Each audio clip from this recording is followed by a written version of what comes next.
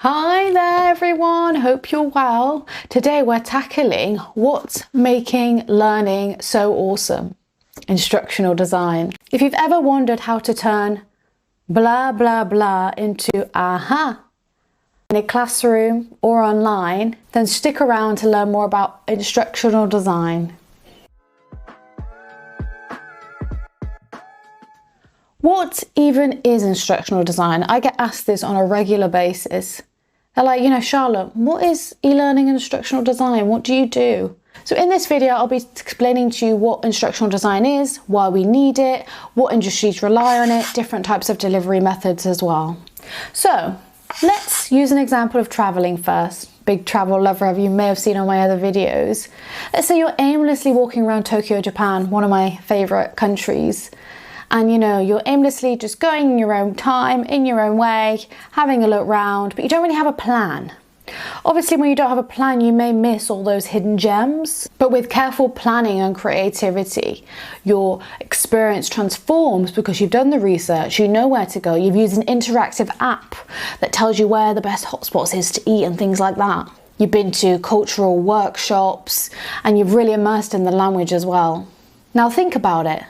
All the learning you're doing is the solution to the problem, to experience it in a more educated and interesting and exciting way. Instructional design is a powerful tool not to eliminate the learning, but to enhance it. So let's have a look at the plain definition of instructional design. It's a systematic process that helps the learning solution, an architect of knowledge and how people learn best, from designing and implementing to evaluation stages. So there is an ADDIE model we use, which I'll go over in a different video, which is a great systematic process to make sure we are creating effective and engaging digital learning. Instructional designers work with subject matter experts, getting the materials they need from people that are actually in the field, really good at background information, which I think really helps create reliable and engaging learning.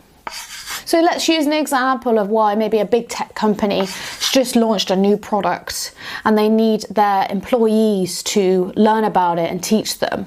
That's where the instructional designer comes in. Without any training in place, any structure, it will be messy.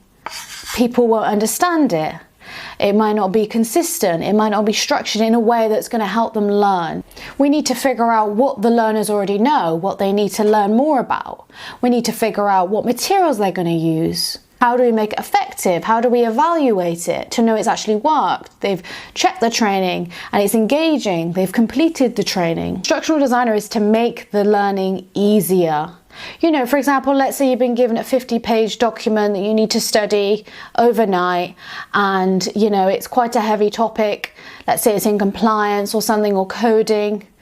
Instructional designer's job is to make it easy to read, make it engaging using video, interaction, quizzes, guides. And instructional designers have to understand, different types of learners. That's why it's so important to incorporate different methods when creating e-learning. So what delivery methods can we use? So for example, if you're making interactive slides, I particularly use Articulate 360. There's lots of different softwares out there that allows you to make interactive and engaging PowerPoint slides, for example.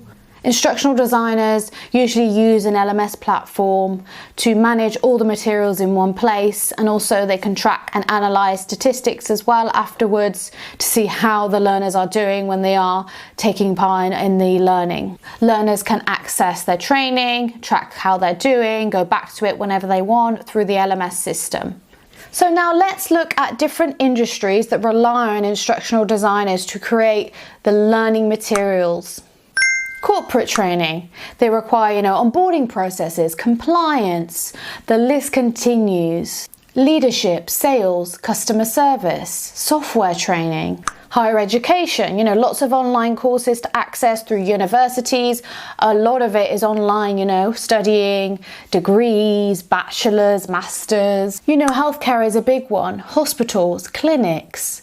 How much training we need all the time in healthcare is unlimited and in demand as well.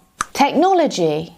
tutorials, guides, how to, all accessed online. Because, as you know, with softwares, what better way to learn than having your go-to guide, knowing exactly what to do next. Financial services, banks and service. Maybe you're somebody that's in one of these industries and you can totally relate because you're doing an e-learning course right now, These industries rely on instructional designers to create the learning they need to make sure that their employees are really getting the most effective learning methods out there. Do comment below, guys, if you do want me to go into detail about the ID process, you want me to go into detail more about instructional design, industries in demand. Love to hear from you. Are you an instructional designer yourself? Are you looking to get into it? You're not sure? Stay tuned, everyone. Lots more content coming your way. If you love tech, if you love instructional design, you love e-learning, you want to learn more about the industry, you love tutorials, video creation, I've got lots more coming. Thank you guys for watching and have a great day.